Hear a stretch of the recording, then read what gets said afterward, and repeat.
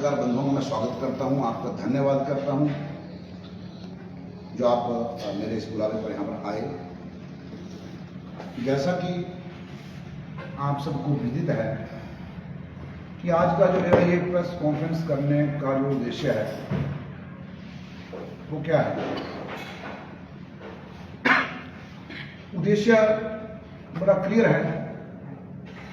Anti चिट्टा मुहिम को रोकने के आखिर प्रयास की प्रदेश सरकार जीरो टॉलरेंस पर चल रही है और हमारे यहाँ के कुछ लोग उस जीरो टॉलरेंस की नीति को पचा नहीं पा रहे हैं और तरह तरह के अपने हथकंडे अपनाकर इस जो एंटी चिट्टा मुहिम हमारे द्वारा, सरकार द्वारा, हमारे समाज द्वारा चलाई गई थी उसको किसी ना किसी तरीके से बाधित करने का प्रयास किया जा रहा है।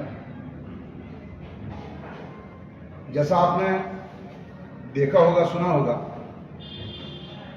व्यक्तिगत आक्षेप मेरे लिए कोई मायना नहीं, मेरे लिए ऊपर कोई अगर आरोप लगाए कोई मायना नहीं है। लेकिन अब जब मेरे समाज की बात आती है, मेरे जो माताओं बहनों की बात आती है, उसको लेकर मैं अब चुप नहीं रह सकता।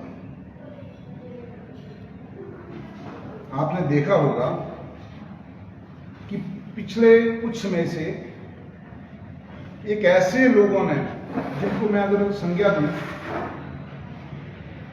ब्लैकमेलर या तथाकथित पत्रकार, उन लोगों ने एक ऐसा काम करना शुरू कर दिया कि जहां कहीं भी चिट्टे में संलिप्त, चिट्टा बेचने वाला या चिट्टा पीने वाला कोई इस तरह का व्यक्ति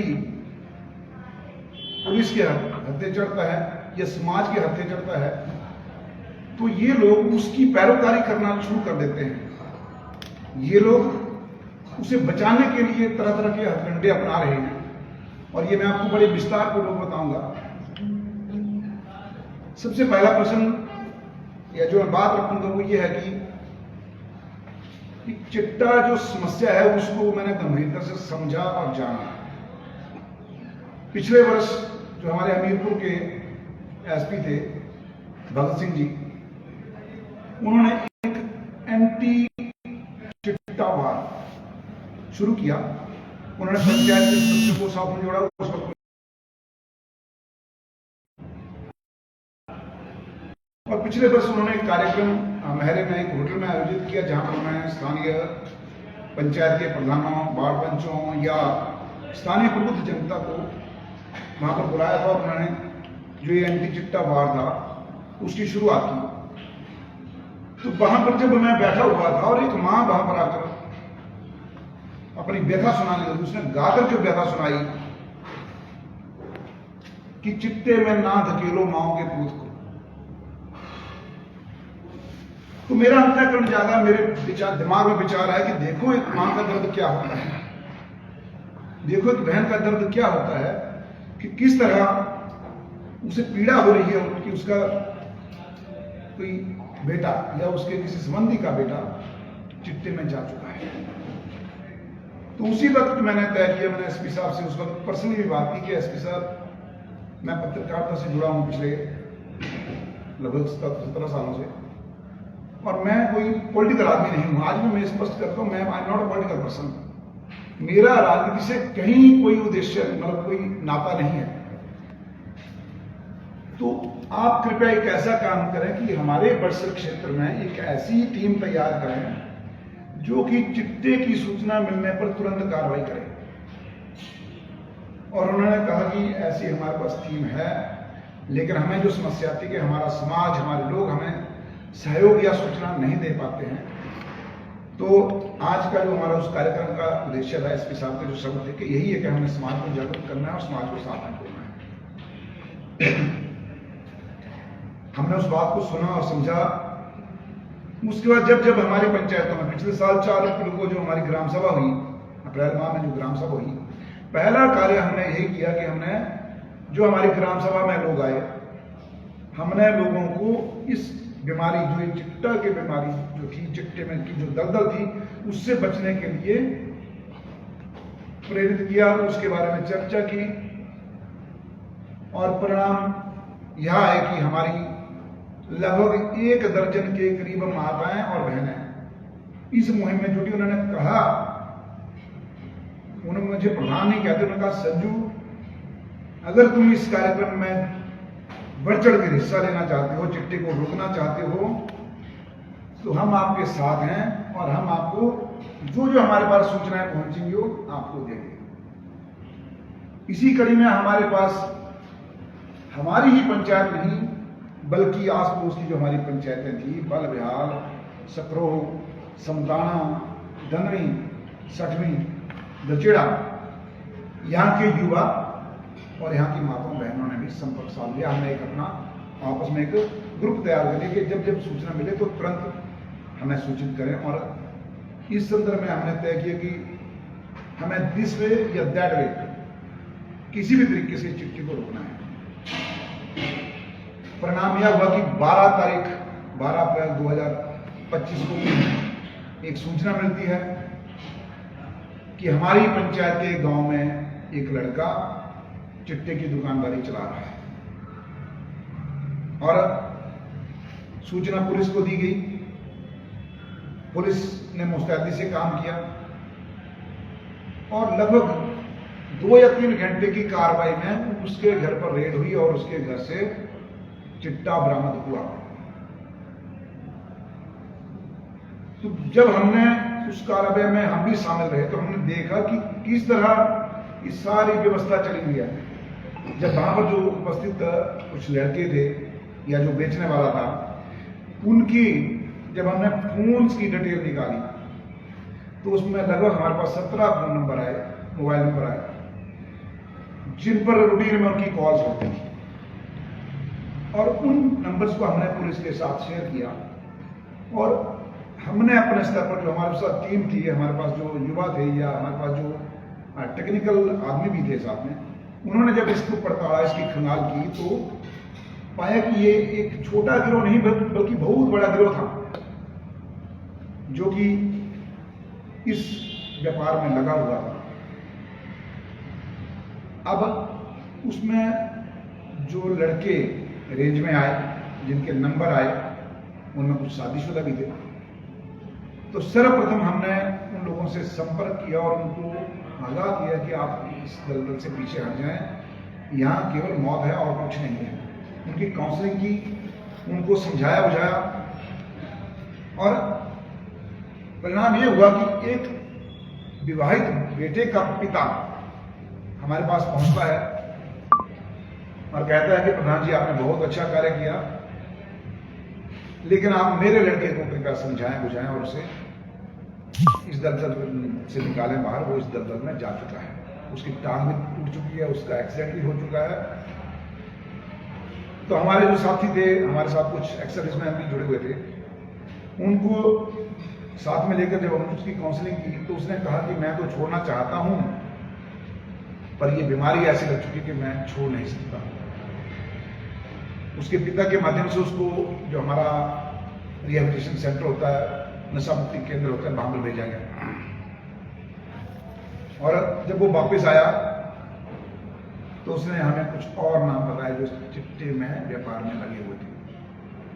परिणाम स्वरूप हमारी जो टीम थी पूरी, वो पूरी लगी रही उस चीज में। और 3 मई को दोबारा एक ऐसे ही 3 लोगों का समूह मिला जो इस दलदल में जा चुका था।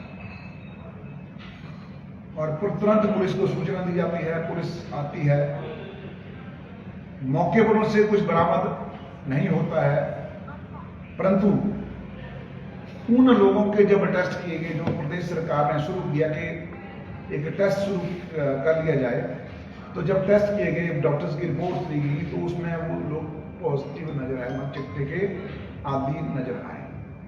वहां से हमें कुछ नंबर मिले और उन नंबरों को भी हमारे जो SHO बड़सर हैं या उस वक्त जो SP साहब थे, उनके साथ शेयर किया गया।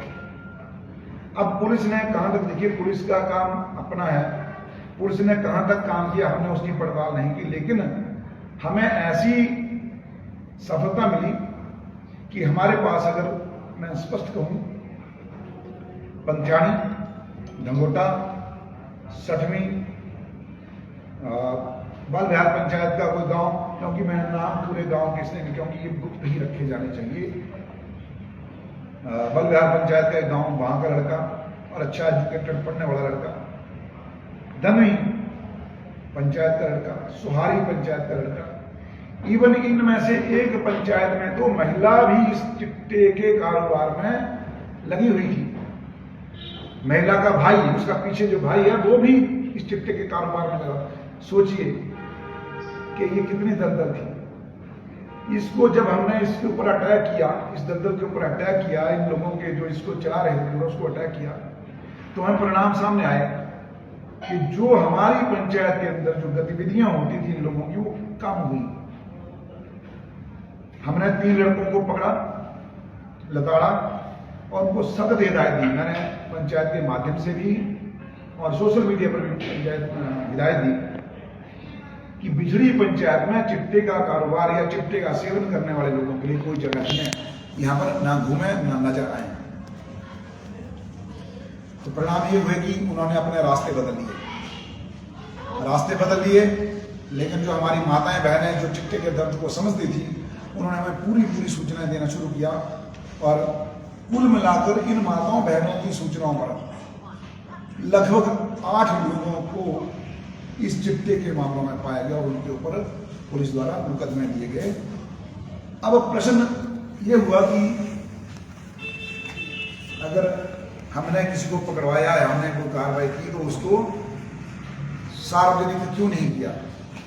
क्योंकि ये जो मुहिम होती है ये बहुत ही गुप्त तरीके से चलानी पड़ती है। अगर आप इसको अपने सोशल मीडिया पर या अपना नाम दाम चमकाने के लिए करते हैं तो ये फेल हो जाती है, असफल हो जाती है।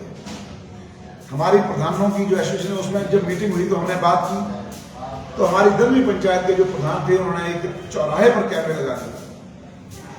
हमने खुद वाईफाई कैमरे अपनी पंचायत में स्थापित कर दिए। रात्रि के समय हमने पूरा पहरा देना शुरू कर दिया। जो लड़के हमें इसमें मिलते थे, सर्वप्रथम हम काम करते कि उनके जो रिश्तेदार हैं, उनके माता पिता हैं, उनको सूचना देना कि इनको संभालिए, नहीं तो ये गए, नहीं तो ये चले जाएंगे, ये ऐसी गर्त में चले जाएंगे, वहां से निकलना मुश्किल होगा। अब इसी तरह जो हमारा ये सितंबर महीना,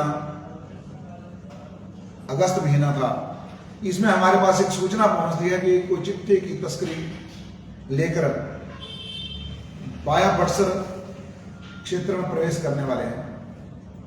सूचना एसएचओ साहब को दी गई और परिणाम ये हुआ कि वो 2 लड़के भी पुलिस के हाथे चढ़ गया और उनका मुकदमा बटसर नहीं पंजीकृत हुआ। लेकिन हमने कभी ये क्लेम नहीं करना कि मुकदमा हम करवा रहे हैं, क्योंकि हमारा तो उद्देश्य है सिर्फ हमारे समाज को, हमारे युवाओं को, हमारे भाइयों को चिट्टे से बचाना।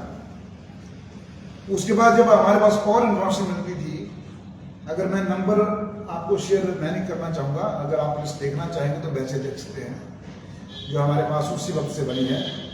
उसमें एक नंबर ऐसा मिला जो कि बार बार हमारे ही क्षेत्र के, मेरी ही पंचायत के और मेरे पंचायत के बगल के गांव के युवाओं को चिट्टा सप्लाई कर रहा।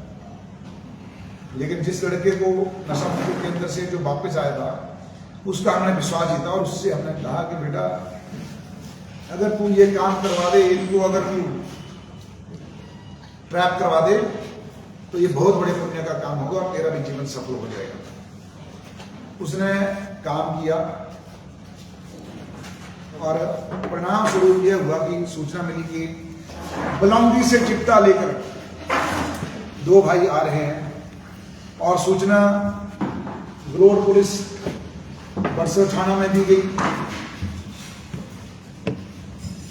और कार्रवाई हुई। लेकिन वो बंदे किसी न किसी तरीके से पुलिस को बचते बचाते, क्योंकि छात्र होते हैं जो ये चिट्टा सेवन करने वाले लोग बहुत ज्यादा छात्र होते हैं, वहां से निकल आए और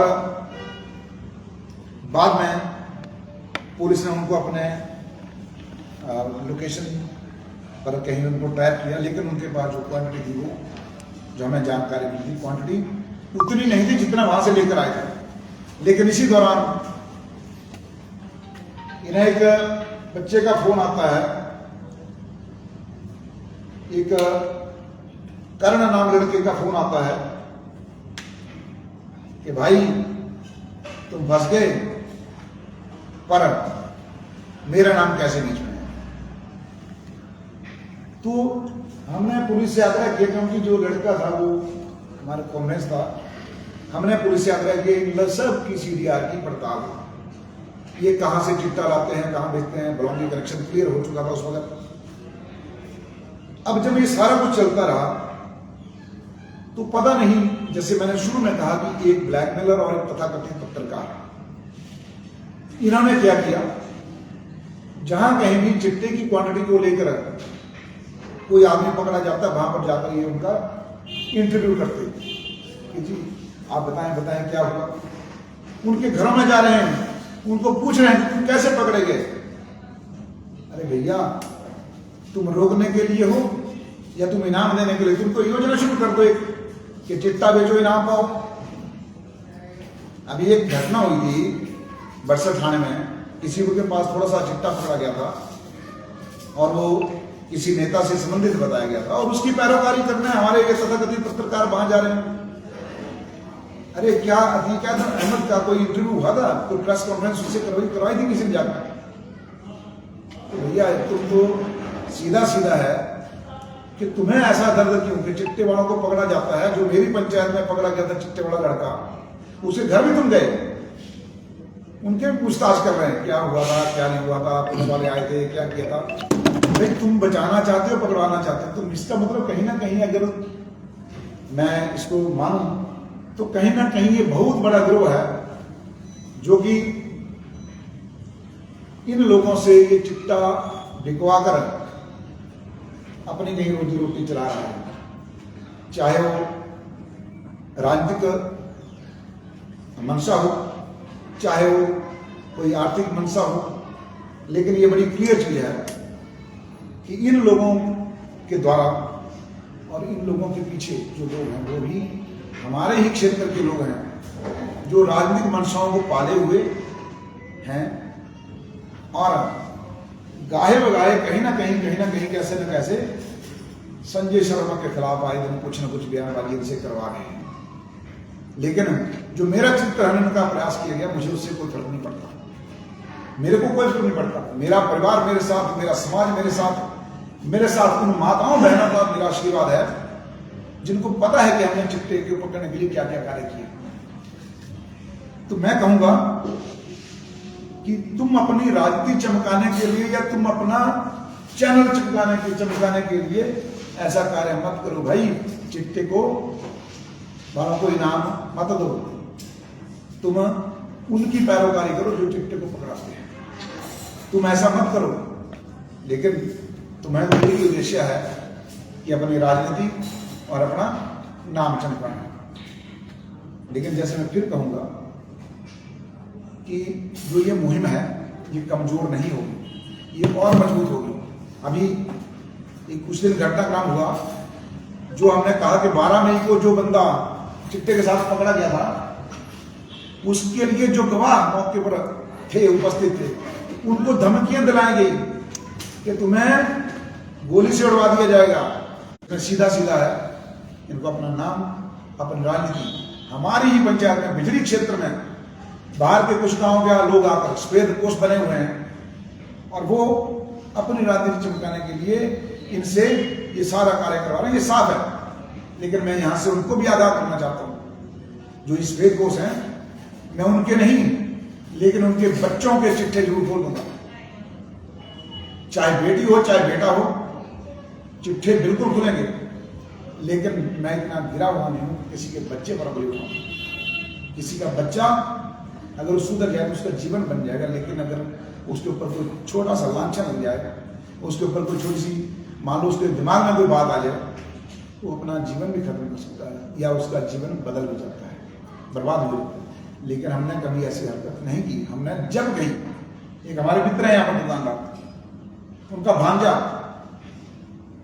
चिट्टा लेकर आ रहा था और उसको देखिए, कोई कहे कानूनी, कोई कहे गैर कानूनी। चिट्टे को रोकने के लिए अगर मुझे गैर कानूनी तरीके से भी आगे जाना पड़े, मैं पीछे नहीं हटूंगा। चाहे मुझे किसी मुकदमे का या किसी का फैसले उसका सामना करना पड़े, मैं उससे पीछे नहीं हटने वाला हूँ, चाहे जो मर्जी प्रयास हो। तो उस दुकानदार का भांजा है और मेरी पंचायत में उसके ऊपर भी दृष्टि बनाई, लेकिन हमारी जो मुहिम है उसको थोड़ा सा कमजोर किया गया, नहीं था आज दिन तक कोर्ट पाया हो रहा था। तो उस भांजे के मामा को मैंने फोन किया कि भाई आपका जो भांजा है, फिर भी मैं उससे समझाऊंगा। जानती हैं कि हमारे जो संजू हैं वो, या संजय प्रधान को प्रधानमंत्री के हैं, उनकी कार्यशैली क्या है, उनका आशीर्वाद आज भी मेरे साथ है। और बिजली पंचायत ही नहीं, अगर आस पड़ोस की, अगर आप बाकी पंचायतों की बात करेंगे, मुझे फोन आते हैं, मुझे लोग बोलते हैं कि प्रधान जी आपने चिंता नहीं कर दी है, अगर आपके ऊपर कोई हमले उठा रहा है चिंता ना करें आप, हम आपके साथ हैं, क्योंकि हमें पता है कि आपने अच्छा कार्य किया है। और एक और बताऊंगा आपको, पिता की बात बताता हूँ आपको। पिछले साल गर्मियों का दिन था, बहुत धूप चल रही थी, 1:30 बजे का समय था। उसका फोन आया कि प्रधान जी मेरा बेटा वहां आम के पेड़ के नीचे बैठा हुआ है और वो पता नहीं क्या कर रहा है, कृपया उसे बचाओ।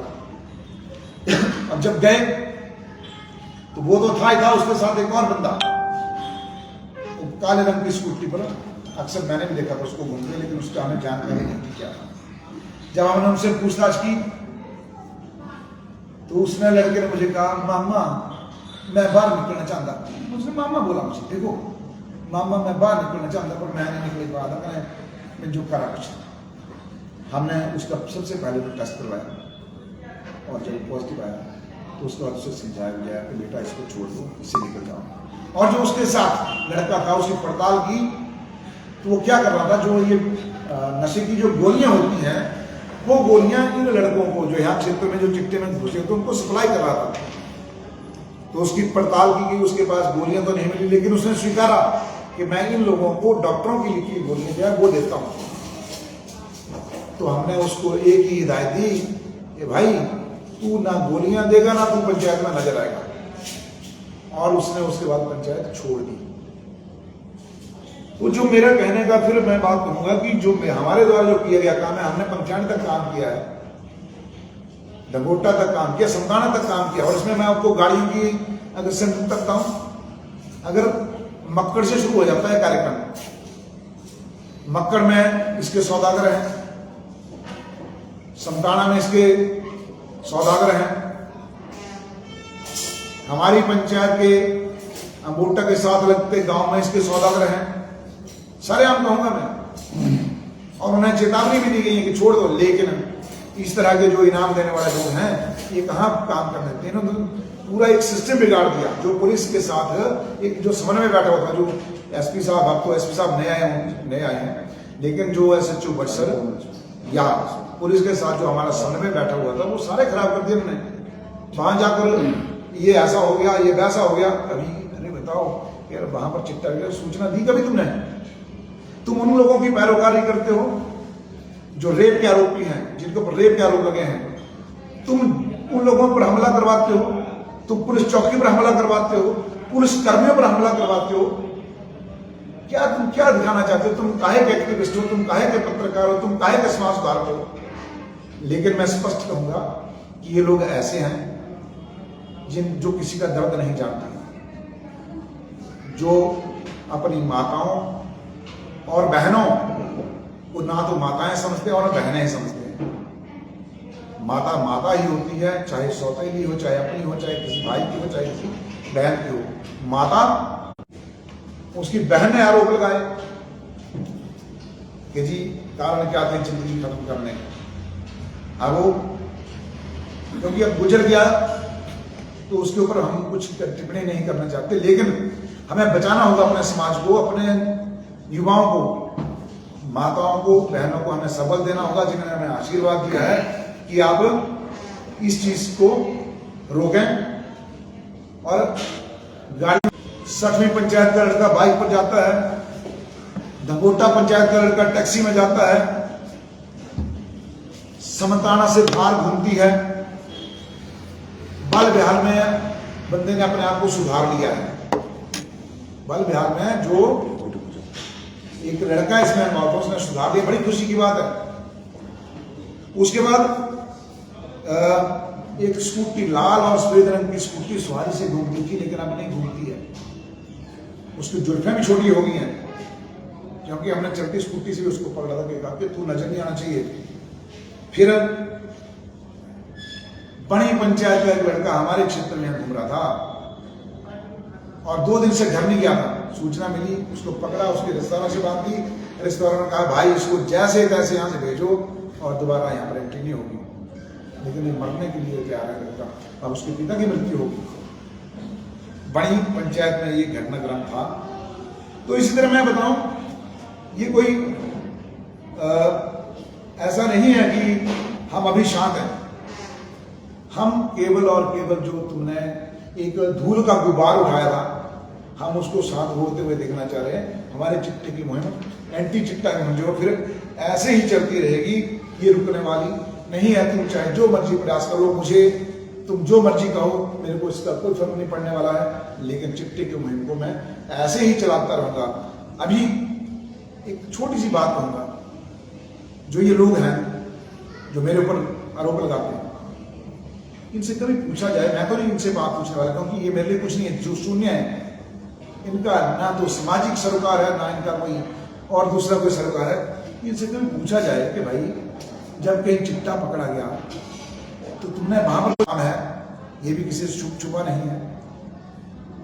जो तुम ये ब्लैकमेलिंग करते हो, चाहे खड्डों में करो, चाहे किसी के घरों में करो, ये नहीं चलेगी, ये भूल जाए।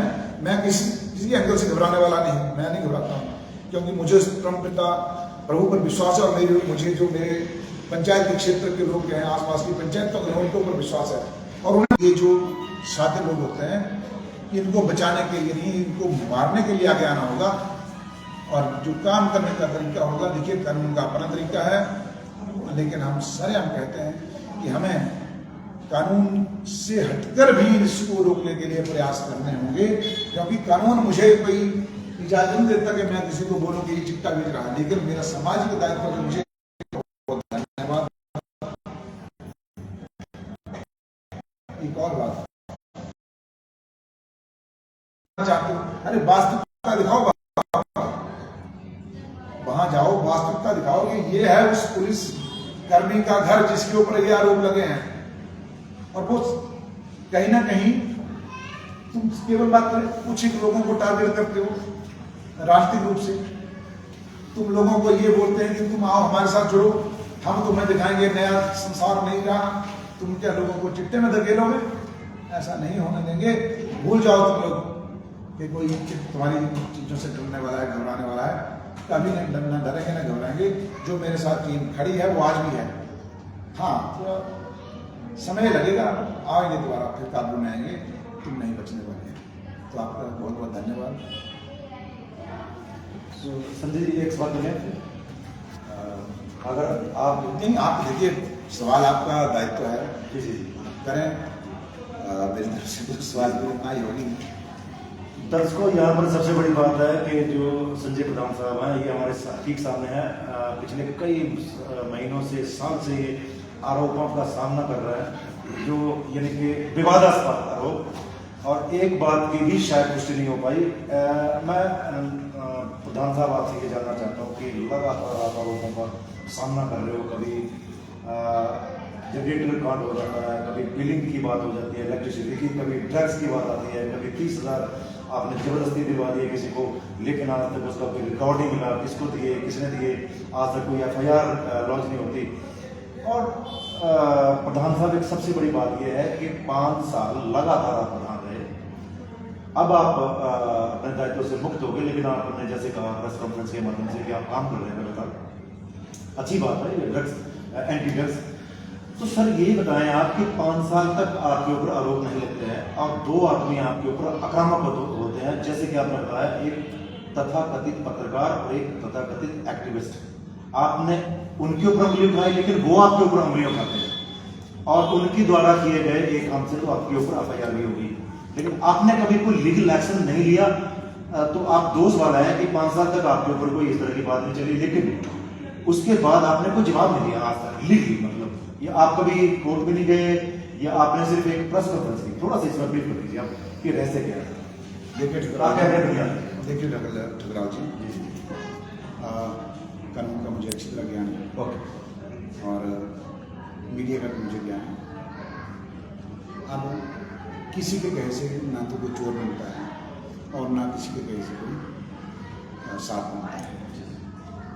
जिनका उद्देश्य ही हमेशा रहा है कि किसी न किसी को बदनाम करना, तो उनको मैं ना तो जवाब दूंगा ना मैं उनको कुछ कहूँगा। उनकी पीड़ा जो है वो जानते हैं उनको पीड़ा क्या है। किसी को अगर लीगल नोट्स दे दो आप और वो कहे कि लीगल नोट से कोई फर्क नहीं पड़ता, तो आप समझिए कि उसकी मानसिकता क्या है। तो काहे को उनके जवाब देने, उनके पीछे जो मैंने एक बात कही इस चीज़ में शायद आपने पकड़ी नहीं, वो खुद नहीं है, उनका दिमाग नहीं अपना कुछ नहीं। उनको जैसे कोई जो स्क्रिप्ट लिखकर या कोई जो तथाकथित जो राजनीतिक लोग हैं वो जो जैसे कहते हैं वैसे वो करते हैं। अगर तथ्य हो, मान लीजिए मुझे लगे कि उनके जो कुछ चीज़ें वो कहते हैं उनमें कुछ तथ्य होना, तो मैं उसके लिए उत्तरदायी हूँ। जब तथ्य ही नहीं है तो भौंकने का मैं इसको शब्द प्रयोग नहीं करना चाहता, पर बोलने दीजिए, क्या फर्क पड़ेगा उनसे। तथ्य हो तो मैं घबराऊँ या मैं साफ बोल दूँ, जब तथ्य ही उनमें नहीं आपने सिर्फ लीगल एक्शन नहीं किया, लीगल एक्शन की बात बताऊँ, हम तथ्य इकट्ठा करने के बाद लीगल एक्शन लेते हैं, ऐसे नहीं। और तथ्य हमारे पास लगभग हो चुके हैं इकट्ठे, और जल्द ही लीगल एक्शन भी होगा। क्योंकि मैंने आपको कहा कि कानून का अच्छा ज्ञान रखता हूँ। RTI का भी ज्ञान, जब RTI शुरू हुई थी तो लोग मेरे पास आते थे कि RTI में क्या करना है। जब मैं एक छोटी सी दुकान चलाता था और उस वक्त कार्रवाई भी होती थी, तुम RTI लेते हो लेकिन बाद में जाकर मुझसे सेटिंग कर लेते हो, वो RTI में हमारी सेटिंग नहीं होती। बाकी बात है कि आपने पैसे की बात है जी, तो मैं उनके लिए जवाब दे रहा हूँ जी, सिर्फ आपको ये बता रहा हूँ कि आप भी जानते हैं जी कि मान लीजिए कहीं पुलिस को सूचना मिलती है कि कोई कर्मचारी, कोई अधिकारी रिश्वत लेता है जी, पैसे कहाँ से आते हैं बताइए, कौन देता हो पैसे? पुलिस को पैसे देने पड़ते हैं। लेकिन तो ये हमारा ये चिट्टे वाला काम है, इसमें पुलिस या प्रशासन को पैसा मिलता है, जेब से लगते हैं जी जी। मतलब ये नहीं कहूँगा मैं क्या हुआ घटना, क्योंकि ये तो मैं अगर मेरे को कुछ ही बोला जाए कभी भी ये सामने नहीं आएगी ये घटना, क्योंकि ये चिट्ठी ऐसी, क्योंकि 3 मई के बाद जब हमने किसी काम को करना है और उसमें हमें कम से कम 4 महीने लगते हैं, तो हम किसी को इनाम नहीं देंगे, ठीक है। तो हम जो हमारा उसमें इन्वेस्ट हुआ है, मैंने कहा ना एक लड़की का फोन आया कि भाई मेरा नाम क्यों आ गया जी, तो भैया ये जेब से लगाना पड़ता है सर। एक छोटा और एक आखिरी सवाल है, फिर वो कैसे मर्जी, मैंने कहा कानूनी और गैर कानूनी मुझे कोई सर भूमाफिया है कोई, भूमाफिया तो आपके सामने पहला मामला है बरसर में कि किसी के घर पर ही कब्जा कर लिया जी। मैंने इससे पहले कोई नहीं सुना है, अगर आपने सुना हो तो बताएं। मैंने कभी नहीं सुना कि किसी के घर पर किसी ने कब्जा कर लिया हो, पहला मामला है। अब मैं तो कहूँ मेरे तो भगवान का शुक्र है कि मुझे उसने कुछ दिया है कुछ।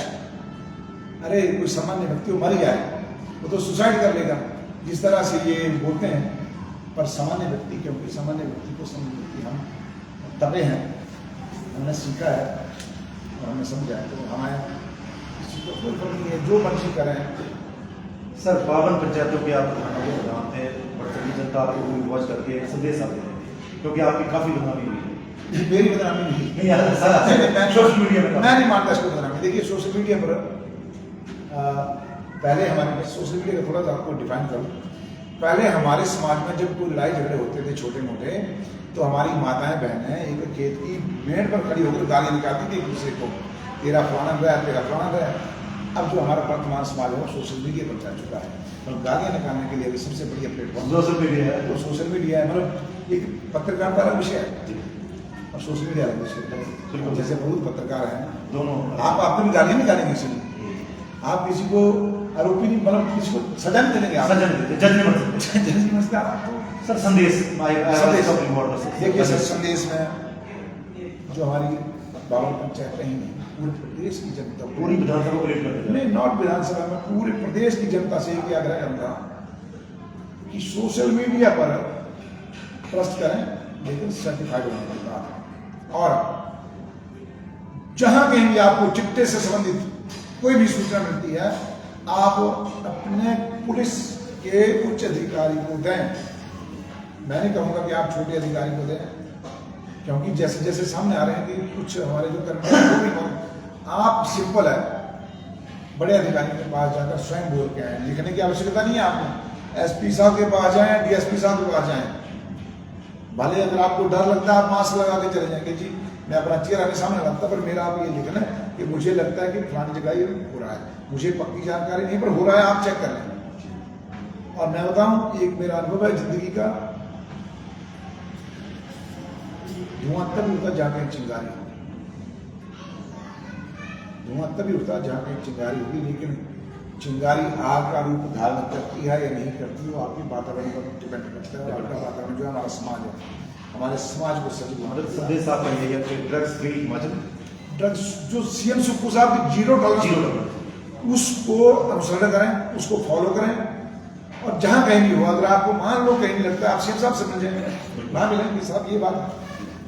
लेकिन सोशल मीडिया पर इन चीजों को प्रसारण, मगर आम आदमी को मैं बोलूँगा कि आम आदमी को बोलते कि नहीं जी फलाना गाँव में चिट्टे की बिक्री हो रही है, अगर मान लो वहां पर हो भी है, जब आपने सोशल मीडिया पर लिख दिया कि जी वहां फलाने गाँव में, तो बंदा सजग हो जाएगा, सचेत हो जाएगा और वो अपना स्थान बदलेगा। काफी कुछ चीजें सीक्रेसी के बिना सर, अगर मान लीजिए सीक्रेट नहीं रखनी होती तो शायद पुलिस ने आज तक 100 मुकदमा दे दिया, क्योंकि पुलिस सिंधु बाबा ने, तो लोग बोलते हैं सिंधु बाबा, कोई सिंधु बाबा ने तो उसको हमारे समाज की मदद की आवश्यकता, तभी ये रुकेगा, अन्यथा नहीं रुक पाएगा। पुलिस के पास इतने सोर्स हैं थोड़ी सी, लेकिन सरकार जो काम करी बहुत अच्छा काम करी है। और मैं प्रदेश के मुख्यमंत्री से आग्रह करूँगा, भले ही वो भी समस्या में है, जैसे मैं समस्या हूँ वो भी समस्या में है, आर्थिक परिस्थितियां हैं। सर आपकी समस्या तो नहीं है, समस्या हर किसी होती है, वो भी समस्या है, पर लेकिन इस मामले में उन्होंने जो कदम उठाए ये बहुत सराहनीय है जी। इसमें मतलब कम से कम अवेयरनेस इतनी है, आज स्कूल के बच्चे बिल्कुल अवेयर हैं, तो इनकी जो जीरो टॉलरेंस की नीति है आगे बढ़े, मैं यही कामना करूँगा। और मैं जो हमारे राज्य के लोग हैं उनसे ये दोनों हाथों को प्रार्थना करूँगा, ये जो षड्यंत्र करना है इनको छोड़ दें, प्रोपेगेंडा करना छोड़ दें और अपने समाज की ओर ध्यान दें, अपने बच्चों की ओर ध्यान दें, अपने बेटों बेटियों की ओर ध्यान दें। 52 पंचायतों के प्रधानों के प्रधान कभी इलेक्शन लड़ेंगे?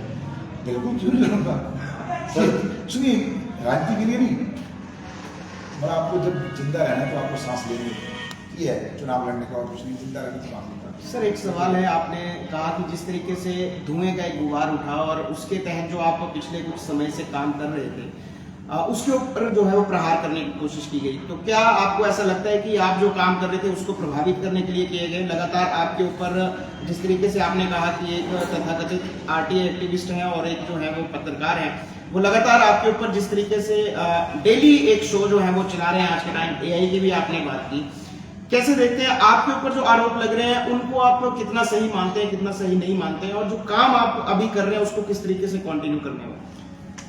देखिए जो मेरे ऊपर अगर वो आरोप लगाते हैं मैं उनको आरोप नहीं मानता, मुझे कोई सरोकार नहीं है वो क्या बोलूं, लेकिन ये जरूर है कि उन्होंने जो उनका जो उद्देश्य है वो केवल और केवल मात्र उन्होंने मुझे दिसंबर महीने में एक सोशल मीडिया पर कहा था कि नशेखोरी से लंबा सरोकार प्रधान का, मैं लीगल नोटिस दिया, लेकिन उन्होंने जवाब उल्टा भेजा और वो भी कॉपी पेस्ट करके। तो अब उनसे मेरा कोई संवाद नहीं, मुझे कोई संवाद करने की आवश्यकता नहीं है।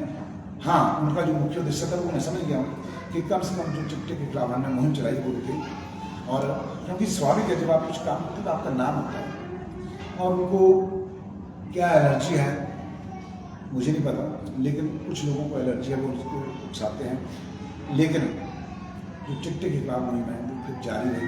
ये मैं मानता हूँ कि इसको उन्होंने थोड़ा सा प्रभावित कर दिया था, लेकिन मैं प्रभु के पास में फिर मुझे जो लोगों का संदेश मिल रहा है कि आप पीछे नहीं हटना बेटे, मेरे साथ ऐसा नहीं है कि युवा ही हैं, 85 ईयर ओल्ड टीचर्स